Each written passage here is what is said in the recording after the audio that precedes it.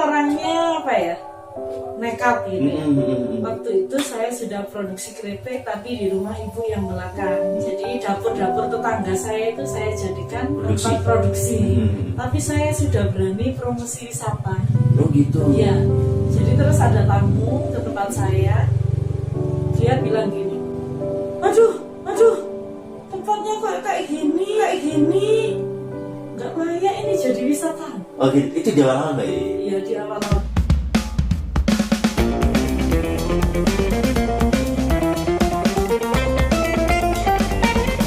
Nah kali ini saya ketemu seorang sahabat namanya Mbak Yayu Alim, juga seorang pebisnis, dia juga seorang pembaharu kampung di Kota Wisata Batu. Hari ini bisnis masih jalan Mbak Yayu?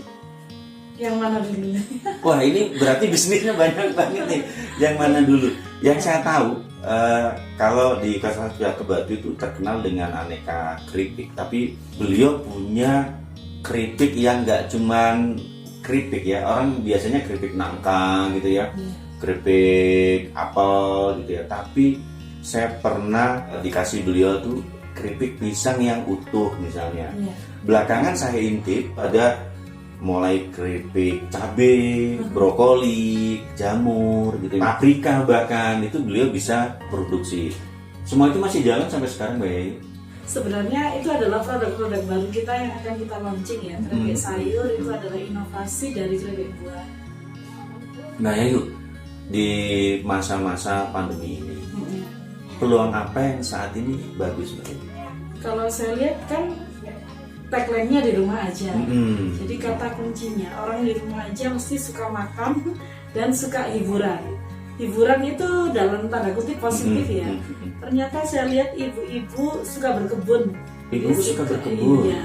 Ini peluang yang paling bagus kali ini menurut saya adalah jualan tanaman hias. Jual tanaman hias. Dikirim ke seluruh Indonesia. Banyak tanaman di sini. Kira-kira ini pasarnya kemana aja Mbak? Jadi saya memang mengambilnya segmennya menengah ke atas, dan yang saya serang promosi adalah daerah-daerah yang kaya.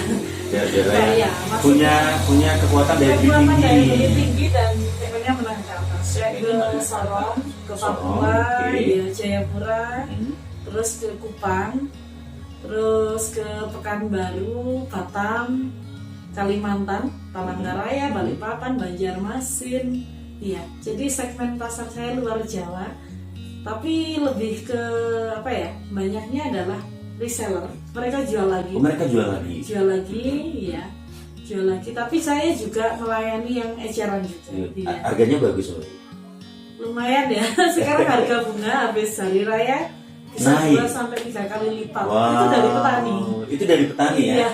Dan kita bisa kemas lagi yang lebih bagus lagi. Kemudian sampai di sana tentu harganya lebih bagus lagi. Iya. Ini banyak banget mulai kaktus, mulai anggrek Mbak ya. Iya. Terus kemudian tanaman-tanaman yang saya nggak. Itu krisan. Krisan. Itu banyak banget. Jadi teman-teman yang berada di luar Batu gitu ya, yang tertarik di rumahnya dihias-hias ini itu karena hari ini orang menanam nggak harus di luar rumah ya Mbak ya. Iya. Di dalam rumah itu jadi sesuatu yang kecil, jadi hiburan. Jadi bisa langsung ke Mbak Yayu Alim ya. Nanti kita akan berbagi alamatnya di sini, juga nomor teleponnya di sini. Jadi teman-teman langsung bisa buruan ya. Bisa grosir dan eceran. Bisa grosir dan eceran ya, dijamin kualitasnya juga Mbak Yayu. Iya.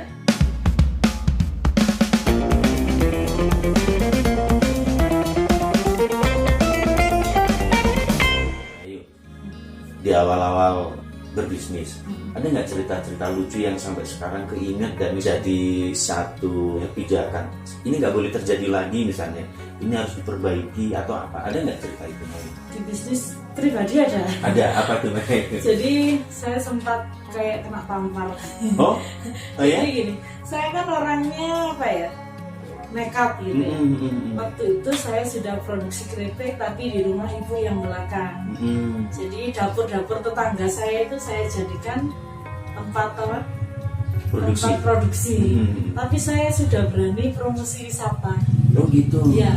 Jadi terus ada tamu ke tempat saya, dia bilang gini, aduh tempatnya kok kayak gini, nggak layak ini jadi wisata. Oh gitu, itu di awal Mbak ya? Iya di awal-awal, terus saya kayak ketampar itu ya sedih tapi berdoa lah, berdoa karena meskipun itu seperti itu, tapi saya juga mengalami proses dari nol ya. Jadi sebuah doa. Ya Allah, semoga dapat rezeki, terus semoga saya segera punya gudang yang layak untuk tempat produksi. Dan alhamdulillah berselang 3 tahun saya bisa membuat tempat produksi yang memang lumayan layak lah untuk kunjungan wisatawan seperti itu. Ketampar banget tuh saya. Sempat mengalami itu juga Mbak ya? Ya nangis ya, nangis ya. Tapi ini proses. Ya, yang penting orang-orang bisa bekerja dulu lah, saya mikir. Karena meskipun usaha keripik saya kecil, tapi itu punya cerita. Oke, iya. Jadi teman-teman yang akan memulai usaha, jadi jangan pernah berpikir semuanya harus sempurna dulu Mbak ya. Iya, harus proses. Harus proses, sadar proses dan mulai aja dulu Mbak ya. Dulu pernah nggak berpikir semuanya harus ketata gitu Mbak? Enggak, yang penting apa yang bisa dijual saya produksi, setiap hari bisa bekerja, tetangga-tetangga saya bisa kerja dapat penghasilan. Udah jalan gitu ya? Itu aja. Dan kemudian terbetik di idenya ini bisa jadi wisata nih gitu ya. Iya. Lalu orang diundang, di luar ekspektasi yang datang banyak. Iya. Sampai kemudian dapat cerita itu ya. Iya. Di komplain itu tadi tempatnya kayak begini. Gitu. Iya. Tapi jadi sebuah semangat. Jadi sebuah semangat. Kritik itu membangun bagi saya. Itu tanpa diingetin itu mungkin kita terlena ya. Iya. Orang datang aja gitu Mbak, dan kita ngerasa nggak berpikir untuk membenahi ini ya. Dengan kritik itu kita jadi belajar ya standar itu seperti apa sih. Iya.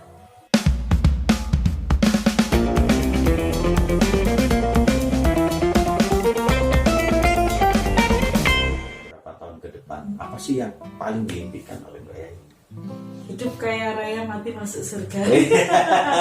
Slankers nih ya, hidup kaya raya mati masuk surga gitu ya. Apa nih Mbak? Iya. Kalau misalnya bisa disebutkan gitu ya beberapanya apa? Berapa impian keluarga sih ada. Lebih di keluarga ya? Seperti apa Mbak? Yang di keluarga tahun depan pengen umroh bareng. Tahun depan umroh bareng. Kalau impian besar saya sih kepingin punya sekolah bisnis desa yang ada wujudnya lah. Yang ini yang dulu bisa itu ya? Iya, yang ada wujudnya.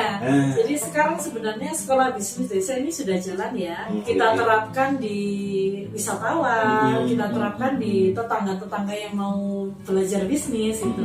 Tapi kan belum ada fisiknya nih, gedung belum ada fisiknya yang memang aktivitas reguler ya. Untuk lokasi kayak rumah inspire. Baik, konsep sekolah bisnis desa apain sih sekolah bisnis desa? Jadi di situ apapun yang mau biar datang ke situ kita sharing bareng lah. Yang belum punya ide ya kita gali idenya apa, terus kita buat bisnis plan-nya, diperbentukkan fast model bisnis itu. Sekarang lebih mudahnya itu dan kita lebih penekanannya ke value proposition ya. Hari ini kalau kita nggak unik tetap sama dengan yang lain kita akan ketinggalan. Jadi tetap karena banyak nih pesaingnya. Pesaingnya banyak. Ya pinginnya sih gitu. Jadi di situ kayak klinik mereka yang belum punya bisnis akhirnya punya bisnis, dijadikan tempat sharing. Tapi sharingnya tidak harus dengan saya. Jadi dengan teman-teman yang mau berdiri. Misal teman-teman UKM yang sudah sukses dengan para pelaku bisnis mau berbagi kepada teman-teman yang masih startup nih, kan ada posisi startup berkembang dan sudah settle. Iya. Jadi mereka bisa datang ke tempat bisnisnya, mereka bisa nanya mulai dari pengelolaan gitu-gitu ya, dari pemasaran, mulai dari manajemen resource-nya kayak gitu-gitu ya. Jadi bisa saling merangkul lah, menyemangati, merangkul, memberikan pengalaman kita. Jadi sesuatu yang menghambat bisnis kita itu biar tidak dilakukan oleh pebisnis baru. Pemula.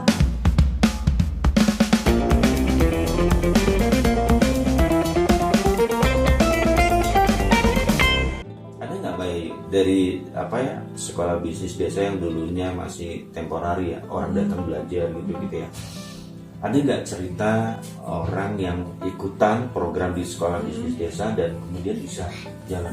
Banyak ya. Banyak ya. Iya. Ada yang dari orang anak kampung sini, alhamdulillah sekarang usahanya sudah jalan. Minimal sehari dapat penghasilan 250.000 dari online pakai HP. Dari yang awalnya nggak kenal apa itu Nggak kenal HP, HP, Facebook, WA, dia belum kenal sama sekali. Terus akhirnya sekarang bahasa marketingnya lebih bagus dari saya. Penjualan bunganya lebih melesat dari saya. Ada lagi teman saya yang jauh yang waktu itu adalah programnya Migran Institute dari Jakarta, dan yang diajak belajar ke sini adalah orang-orang TKI yang gagal. mantan TKI yang gagal. yang di sana nggak berhasil kemudian pulang lagi. Iya. Kemudian diajak datang ke sini, Iya. ikut di bisnis sekolah bisnis desa. Iya, sekolah bisnis desa. Waktu itu dia sangat tertarik di keripik buah, dan akhirnya beliau produksi keripik buah. Terus beliau masih sangat banyak memperhatikan saya. Jadi, oh ternyata Mbak Yai selain usaha keripik, ternyata beliau jadi trainer ya. Pikirnya kan, ternyata akhirnya dia mengasah keahliannya di bidang packaging. Jadi keripik yang kemasannya plastik jadi kemasan standing pot, terus kece kayak kemasannya keripik-keripik Kayak pabrik gitu. Iya, pabrikan. Terus akhirnya sekarang menjadi trainer ahli kemasan. Wow. Yang rupanya saya intip dari Facebook. Jobnya sudah keliling seluruh Indonesia.